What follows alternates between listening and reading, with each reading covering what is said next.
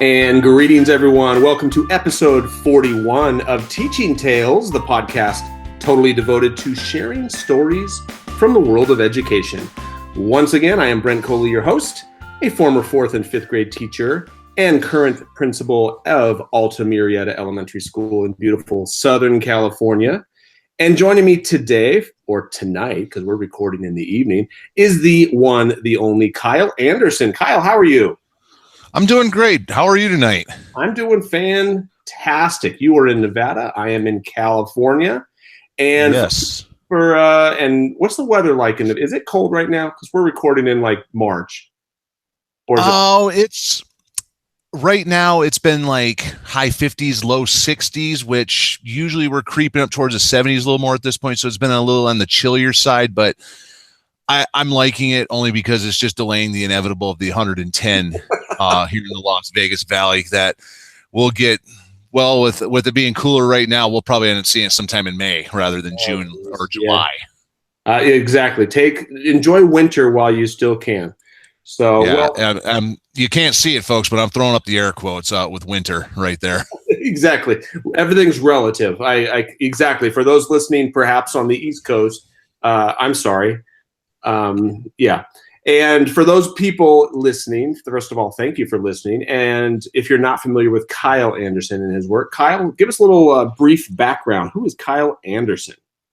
Well, right now I am currently a PE teacher. I've been doing it for only about 6 months. I had never taught PE before. An opportunity came up a few months ago where I got into a PE classroom at a behavior school, actually. And it's been a very rewarding experience thus far.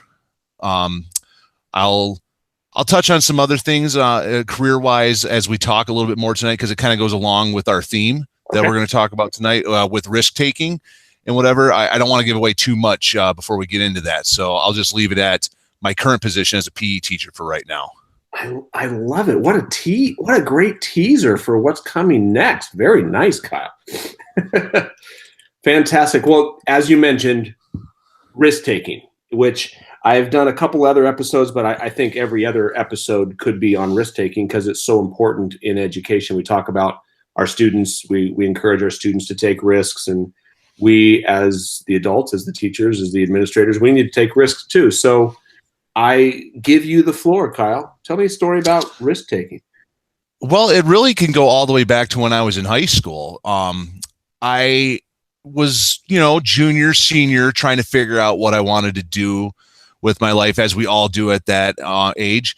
And one of the things that I started to go through the whole process of applying for the U.S. Naval Academy. I completed the packet you have to complete and gotten some references. And the one thing I needed still was you have to have a letter of recommendation from one of your state senators. So I was in the process of starting to work on getting that. And then I played football in high school, and I started getting recruited by a handful of schools where I was growing up. I grew up in Michigan, and I got a call from a couple of them to come do some visits. And all of a sudden now it's looking like I could potentially play some football in college. So I started to weigh out the option that I could either go off to the Naval Academy, take the risk of putting in 8 years to a school and a career that who knows if I'm even going to like it, and getting out of something like the Naval Academy is just something you can't do. Mm-hmm. Whereas if I go off to do college, that's something a little bit easier. If I don't like college, then there's something else I can figure out a little bit easier than getting out of a Naval Academy deal. So I took a risk there, and potentially may have given up a pretty good chance with the naval career, but I think I made the right choice. I ended up going off to Northern Michigan University. I majored in biology with a chemistry minor for about 1 semester, and realized that as much as I love science, wasn't sure I want to do it with my whole life. So I switched over to social studies. And 5 years after that, 4 years of football, I had a degree in social studies, become a teacher. Nice. From there, then it's looking for a job. And this is in 2005 back in Michigan. And a lot of people, we had the crisis a few years ago at the economy, 07, 08, 09, where unemployment throughout the country was 12, 13%, other places much worse. Michigan has struggled for a very long time. The auto industry's collapse in the 80s and the 90s really hurt the economy of Michigan. In fact, in the last census, Michigan was the only state to actually have lost population versus every other state grew. Michigan actually lost population from 2000 to 2010. And I was one of those people that it lost because there weren't jobs available. And the ones that were available, there was a position open at a school near where I went to college that I would have had to been doing something else on the weekend just to make ends meet because they just did not pay. And at that point, I'm having to decide what I'm going to do. Am I going to try to stick around, maybe do some grad school, or do I move somewhere? And I started looking at jobs in different places, and I looked at Las Vegas, and that was something completely different from what I grew up with. I grew up in Michigan where you're talking 6 months of cold, 6 months of snow. And then especially where I went to college, the snow, it came early, it came fierce, 200 plus inches of that a year, temperatures minus 30. And I'm looking at a place like Las Vegas where a snow in Las Vegas is almost unheard of. It happens maybe once a year. So all of a sudden I decide that I'm going to pack up all my stuff with my girlfriend at the time, which was another risk in its own, and move 2,000 miles away and go settle in a place that I'd visited a couple times, but I knew nothing about what it was going to be like living there. So packed her up, moved to Las Vegas under the impression that let's go try this out for a couple of years and then I can go somewhere else. And 13 years later, I'm still here. Wow. That's so big risk. Oh, absolutely. And it's another one. I don't regret it, and I still remember talking to people in the months after leaving. So, hey, when you coming back? I said, well, I just got here. I don't think I'm coming back. Well, now they don't ask anymore. When you coming back to visit is the question now, because they know that Nevada is my home now pretty much. So I got a job at a school teaching social studies. I was teaching U.S. history and government, and it was a very low income school, high ELL population, which is something that I had never really dealt with before. Where I grew up was very, very middle class and predominantly white where I grew up. So it was a complete change from where I had grown up. But I look at it now and I wouldn't have it any other way. I really enjoy working in the lower income schools. I feel that the lower income school kids tend to appreciate you a little bit more in my experiences. And working at school was challenging. You did have to take a lot of risks when it came to trying to reach some of those kids.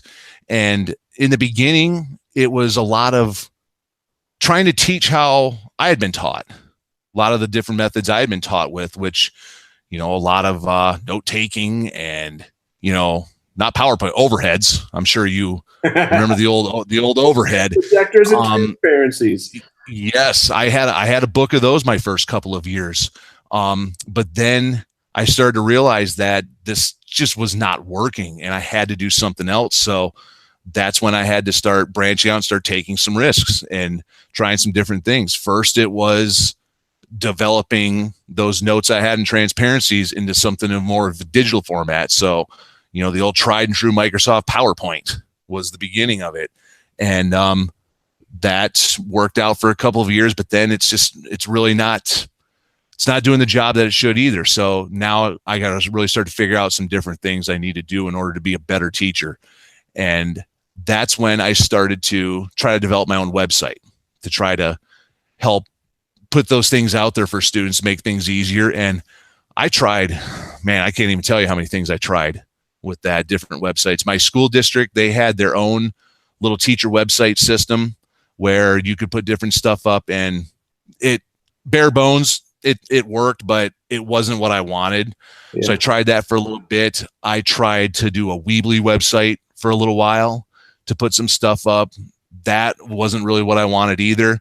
Then I just started using Google Calendar, where I would put assignments up with the attachments on Google Calendar and try to do that. But then you still had to rely on kids printing the stuff out either at school or at home. And, that was very hit and miss. And I decided to dump that. And I was finally about ready to just go back to building a Google site or something when I believe it was 2014 was when Google Classroom came out. The game changer. I look back at it now and it was absolutely the game changer. At the time it came out, I believe we were back for our staff development days before school starts. And I was in my classroom, had it all set up and was getting ready to start plugging away at building a website. And I get this email that there's this new thing called Google Classroom. So I take a look at that and I start toying around with it. I'm like, wow, this looks pretty great. I'm going to try this out. Who knows if it's going to work? And when I look back at it now, I was talking to a Google rep a couple of years ago, and I said that when Google Classroom first came out, it wasn't the best of tools compared to what it is now. And he said, yes, it was very feature deficient.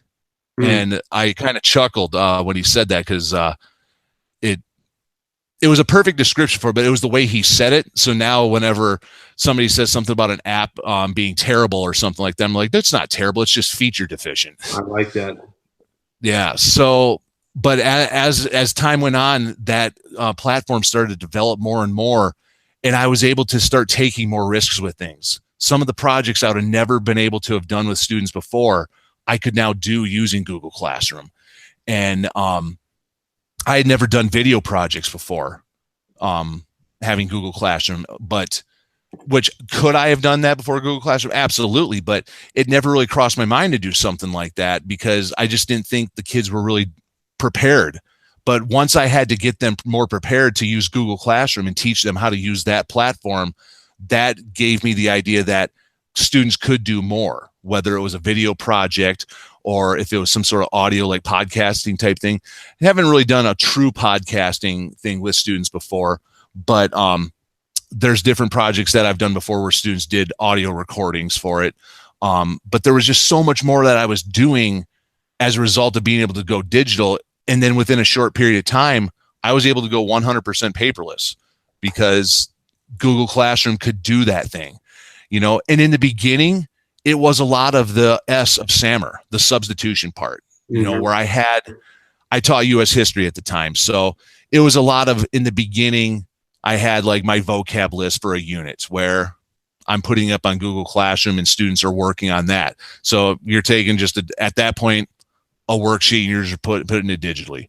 But eventually I was able to develop that to do different things with it, to where that vocab list, instead of it just being here's the words, define them, we did different things with those vocab lists. So one of them, I always did it with the American Revolution, was I had a list of about 15 words that were related to the revolution, like the Sugar Act, the Stamp Act, to where students had to take those lists and then they had to write a story using those words. But it wasn't necessarily a story related to the revolution. It was more of like just any kind, they could write it about anything. And I had this really corny like example story that I wrote where it was about me driving down the road and coming out, finding this restaurant in the middle of nowhere or something, but I incorporated all those words. And then the students took those words and did the same thing, and made their own stories. And then they present them to the class. And it was always a lot of fun to do. But as time goes on, some different opportunities started to come up for me that, because I was an early adopter of a lot of the Google stuff, my district went to Google, and then they were needing people to train other teachers using Google tools, and I became one of those people. And it wasn't because I was somebody that was relied upon in the district for training teachers. It was because I knew the material. So all of a sudden now I'm becoming somebody that's used a lot in professional development, and I really developed a passion for doing that as a result. Working with teachers to develop their skills, and whether it's Google tools or really any other digital tool, really became a lot of fun. I do spend some time on weekends doing a lot of that stuff now. I've done some different conferences around the region. Went to California a while back and did one up in Visalia. That was a lot of fun. All because I was willing to take those risks early on, to start developing myself. As I mentioned a few moments ago, I was 100% paperless in my classroom. I haven't used a flash drive in years, because why would you need a flash drive if you have Google Drive? Mm-hmm. And if your school's not Google, you got Microsoft Office 365 now with OneDrive, so you don't need that flash drive if you're a Microsoft person at this point either. So some different opportunities started to come up for me. And I was presented with one a couple of years ago where our district had digital learning coaches, which in California, they tend to be referred to as TOSAs, Mm-hmm. teacher on special assignment. And they had some openings for these digital learning coaches where they would be assigned 5 or 6 schools where they would go like once a week, work with teachers, start implementing some technology into their lessons. So I talked to my wife about it and said, this is something that I'm passionate about, and I think would be a great opportunity, especially because at the time I was working on my admin credentials. I looked at it as an opportunity to where if I started working with teachers more on a one-on-one basis, it could potentially help me to be a better administrator down the road.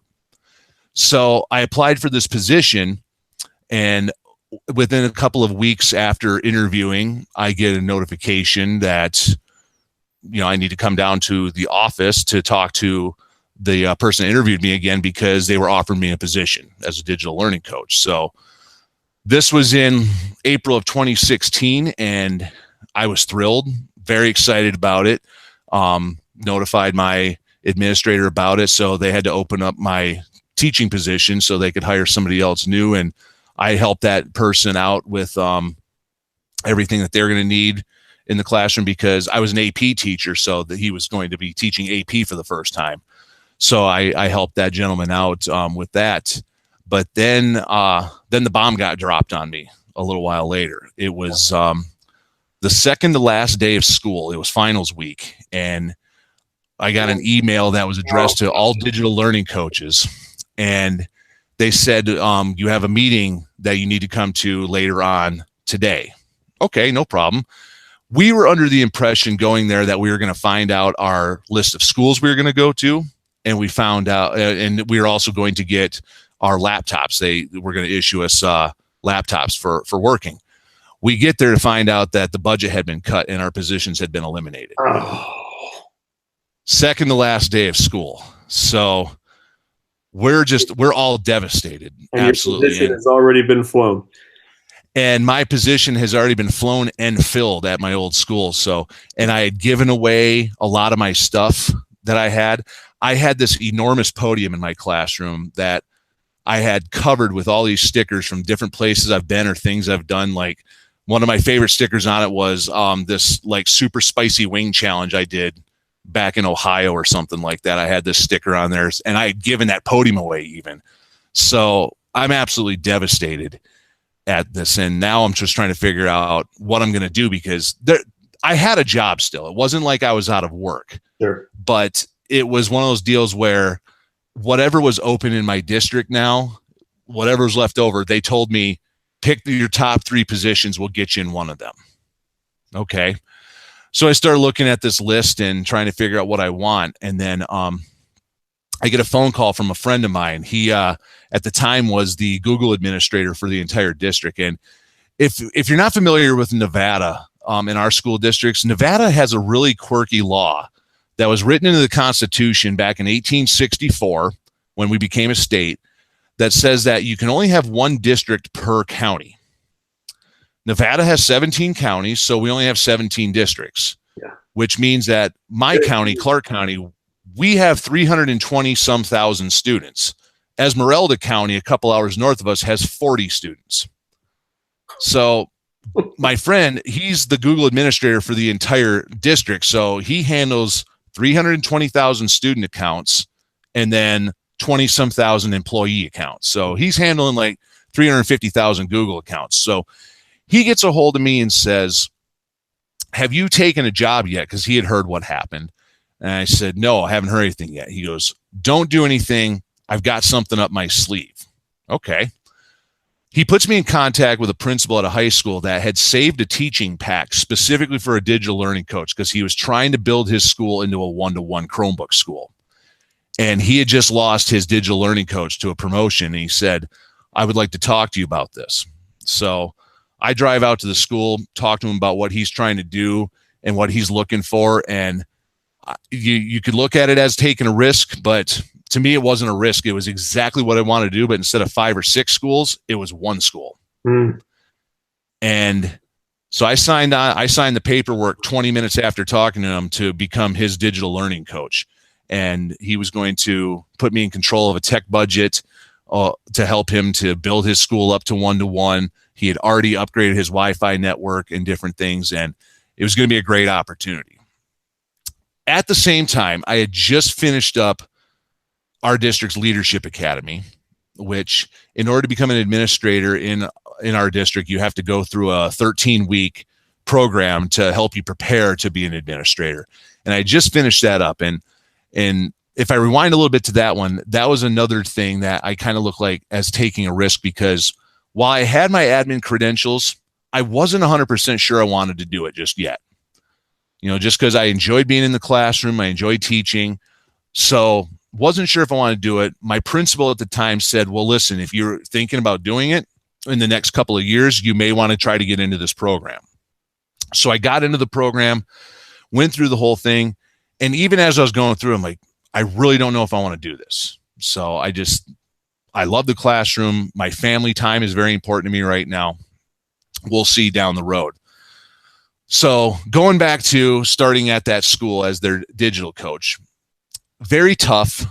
You had a staff that, while willing to learn, many were kind of stuck in their old ways, and technology wasn't something they wanted to get involved with. So I did have a lot of days where I spent a lot of time in the office trying to come up with things to entice people, and then I'd have 3 people show up to the after school thing for it.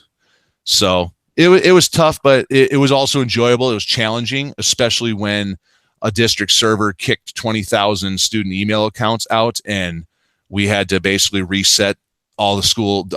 Me and my partner had to reset 1,500 student accounts one by one, pretty much over the first 2 weeks of school. It was brutal, but at the same time, though, it was a great challenge. It really helps you to appreciate things a little bit when you all of a sudden have to fix that many student accounts.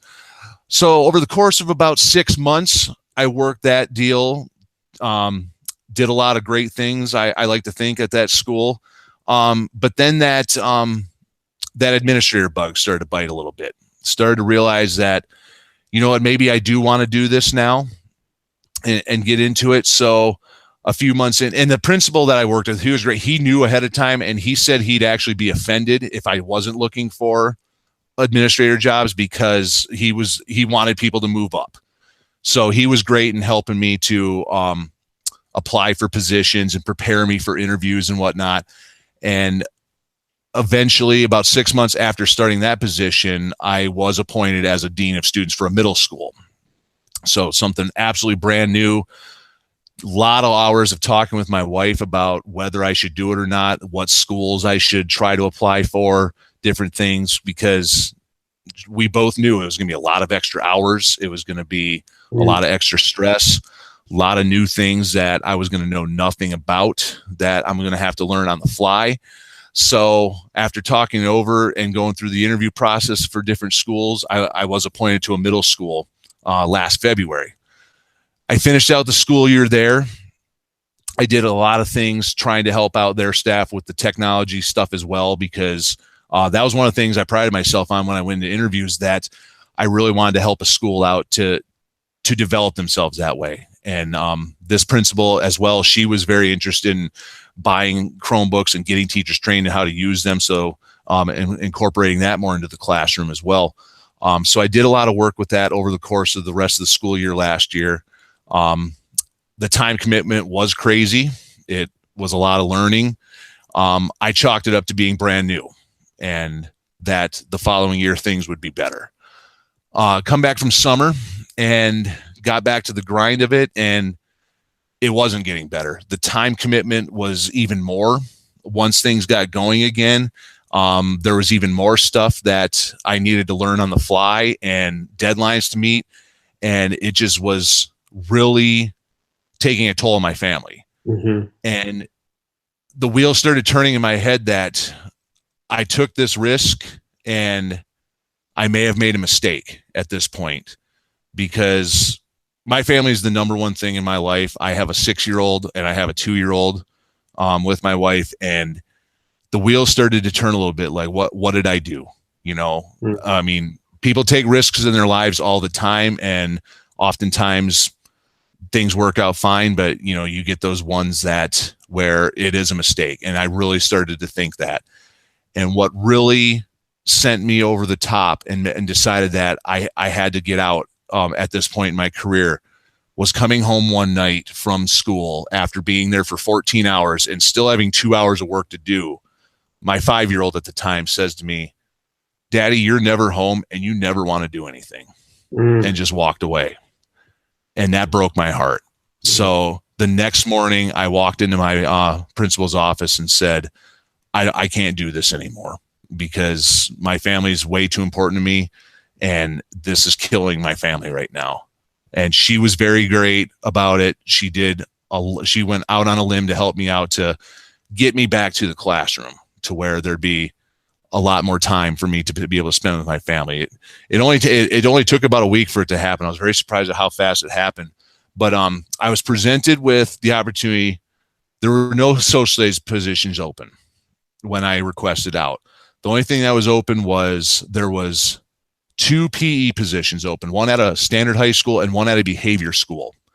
And she asked me which one I would prefer. And I said, let me think about it for a little bit. I actually went back to her office 5 minutes later. I said, you know what? I think I want to go to the behavior school because I've never taught PE before. I know the classes are going to be a little bit smaller, so it's going to be it won't be as big of an adjustment, but a kid in a behavior school needs that positive influence. And I know I could be more of a positive influence on a kid at a behavior school than a kid that's in a class of 60 at a standard high school. So a lot of people, they ask me like, well, why would you want to go to behavior school? That's like the worst of the worst. And I said, you know what? In the beginning, it was a risk that I was taking to go to a place like that.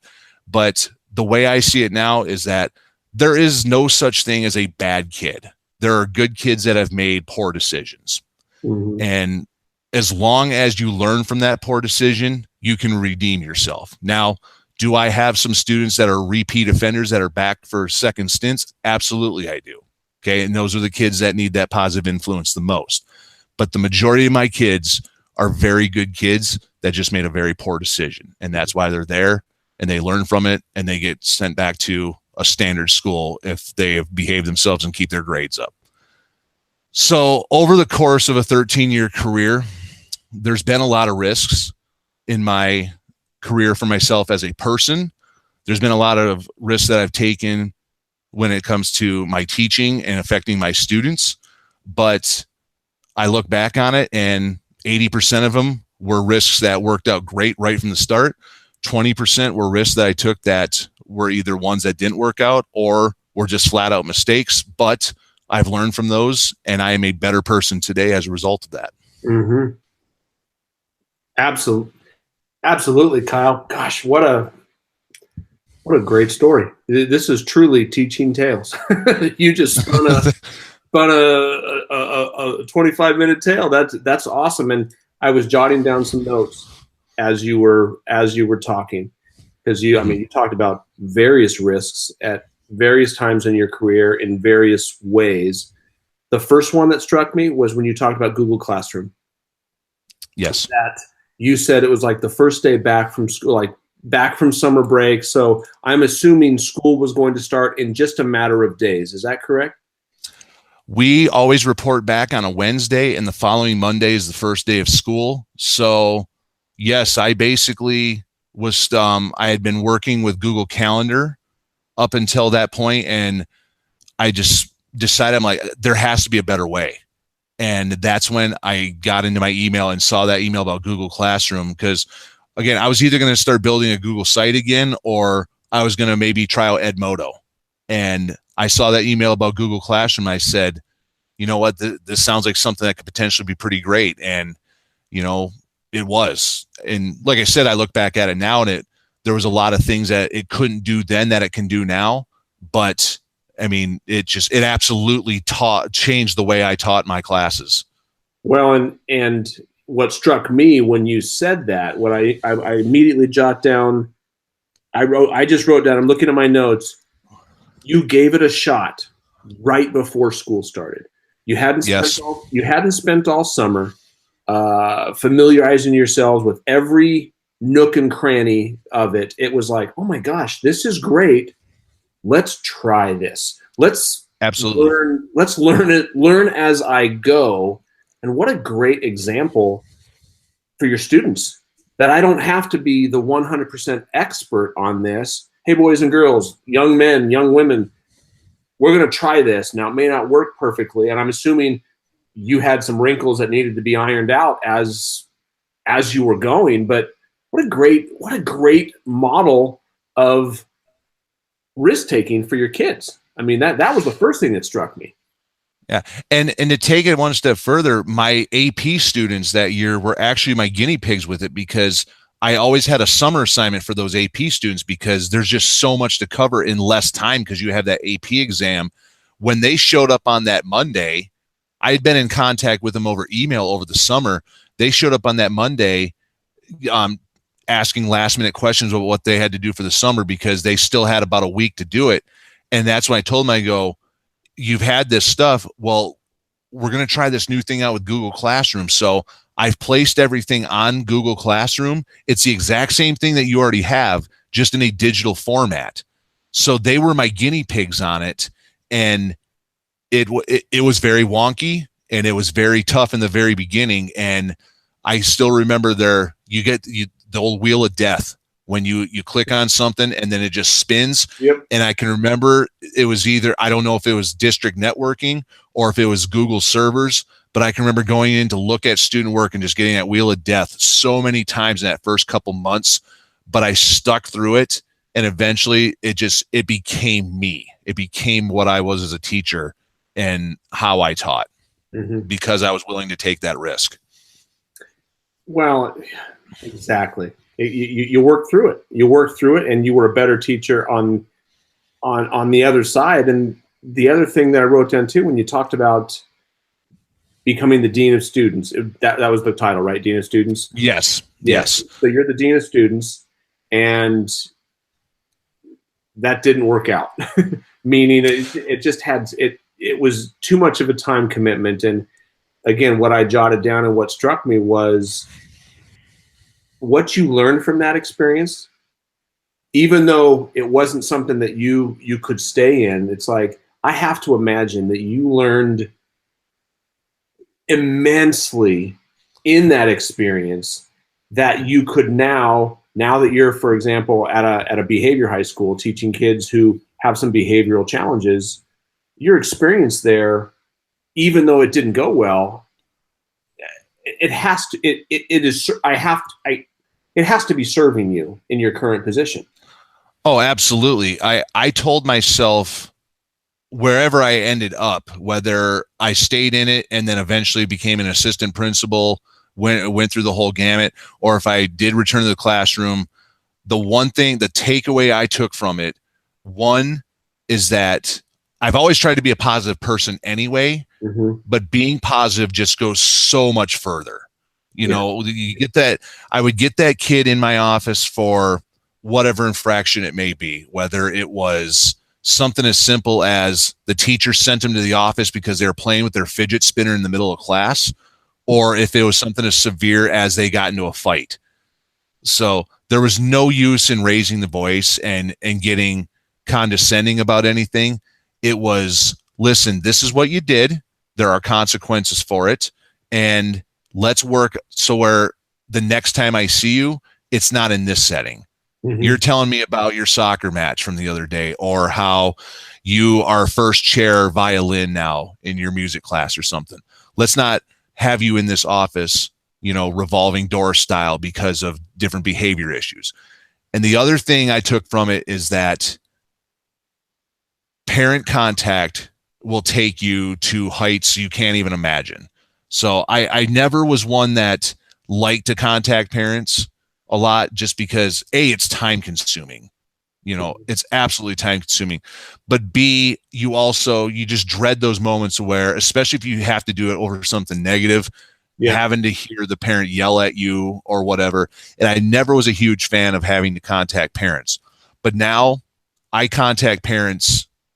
Every day I'm writing at least 10 emails to parents, whether it's something behaviorally in class or, again, going back to that positive thing, I make sure that I write several positive emails about my students home to those parents. And I get the emails back sometimes. I don't get a lot of emails back, but the one that I wish I had it up in front of me right now, I wrote home a parent a couple of weeks ago and told her how much I enjoyed having her son in my class and what a great influence he was on others, and that it's a behavior school. He's eventually leaving, but I'm going to miss him because of the positive attitude that he has. And she wrote me back saying that she had never heard a teacher say anything like that about her son, and that it brought a tear to her eye. And that one, I saved that email, and that one will be with me for the rest of my life, because that right there, that's why we do this. When I hear something like that, I know that I'm doing something right. Yeah. Well, it wasn't a mistake. Going back to, it's kind of like, so often we try something and it doesn't work out, and we can in our mind say, well, that was a mistake. That was a learning experience. I mean, like, because I took a similar risk after spending 15 years of teaching at elementary school. My first admin job was an assistant principal at a middle school. When that opportunity came up and applied, it was like, that was a big risk. Like, I've never done middle school before. And that was the same way. I had never done middle school. So I always taught high school, and then I was a middle school administrator, and it was just the conversations, the way you approach kids are a lot different when they're that age. And then the things that, like, a kid would come in crying about something, and you're like, what are you even doing right now in the back of your mind? Because, you never had that experience with a high school kid. Because you're fighting biology at middle school. Okay? Right. They don't even know who they are. But but what I learned from that experience, like what you learned from that experience, invaluable, incredibly, a lot of challenges during those couple of years, but I wouldn't trade it for the world, because now in my current position, nothing surprises me. In terms of, nothing surprises me now. And similar to you, when you're with your position as dean, now you move to a behavior school, and it's almost like a lateral move. I don't know. I'm guessing. I'm not, but you've seen a lot, so it helped prepare you, even though it wasn't going to be your long-term landing spot. It helped. Right. That risk prepared you for something else. Absolutely. Yeah. So, again, I always try to, like, when people share their stories, I want, like, what's the moral of the story, so to speak? For anyone listening, for any teacher or administrator, but specifically to speak to teachers, going back to your Google Classroom, you do not have to be the expert in something to give it a shot. And if you're working with kids, your kids will help you out. Give it a shot, because you did it with Google Classroom the Wednesday before school started on a Monday, and look where you are now. Right. So that's you give it a shot, and then have a sense of humor about it.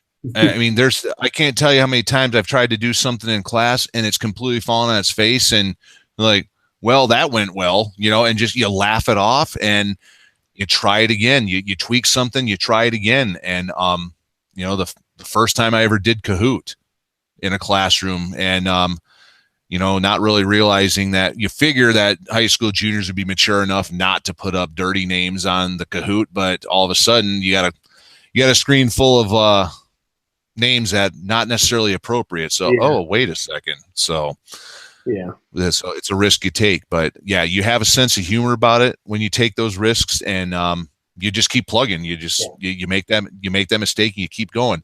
Exactly. And in regards to administration, my experience didn't scare me from ever becoming an administrator again. It just made me realize that right now was not the right time. Mm-hmm. With a young family at home, that time commitment, it just wasn't the right time. And I'm still a relatively young man. I still have several years to go before I reach retirement age. And who am I kidding? I'm not retiring at 54 anyway, because nobody can afford to do that anyway. But so down the road, when the kids are older, I could definitely return to it, because I'll have that commitment and I'll have the experience behind me as well. Even though I only was in that for 6 months, like you said, I learned so much during that 6 months. Yeah. Something that I can apply to my teaching, and I don't have to be an administrator, but I'll be that much better prepared down the road, knowing what's going to be there versus going into it blind like I did this time. Yeah. Yeah. Wow. Good stuff. Kyle, thank you so much for sharing that. Hopefully people listening are getting something out of this and are encouraged to give it a shot. Take that risk. If it doesn't work the first time, don't quit. If it doesn't work the second time or the 32nd time, keep going, because, and again, you're modeling for your kids. You were a person model for your kids. So thank awesome. you. Hey, Kyle. And thank you. Thank you for having me. Appreciate it. This was a lot of fun, and I'm really looking forward to seeing you here pretty soon at Q18 and future events. And I invite you to come up to Las Vegas, come to some of our events up here, and you're always welcome to come as just a participant, or if you ever want to present, you are more than welcome. Well, thank you. I've got sister-in-law who lives in Vegas, so maybe I'll take you up on that sometime. Sounds great. So, and for anyone wanting to connect with you, where can they find you? They can find me on Twitter. My handle is @AndersonEdTech, and same thing on Voxer. Email andersonedtech@gmail.com. And then my website /blog is www.andersonedtech.net. The blogs tend to be kind of professional /biographical, where I talk a lot about experiences I'm having at the time, or new tools I've been trying and loving different things. And every now and then, if it fires me up enough, I will get a little bit political. Not often, but not even more like not so much politics. But one of my blogs from last summer was I really believe that we need to do more about depression and mental health. And it was, I was inspired right after Chris Cornell had passed away, the lead singer from Soundgarden. I wrote a post that was inspired by that. So if the topic fancies me strong enough, I tend to do that, but they tend to be more ed tech and professionally based with my blog. So take a look again, www.andersonedtech.net, and take a look at it, and I hope you enjoy. Awesome. Well, Kyle, once again, totally appreciate you taking the time. And for everyone listening, thank you for taking the time to listen. If you haven't already done so, be sure to subscribe, iTunes, Google Play. If you like what you hear, leave me a review. I would appreciate the feedback. And until next time, have a good one.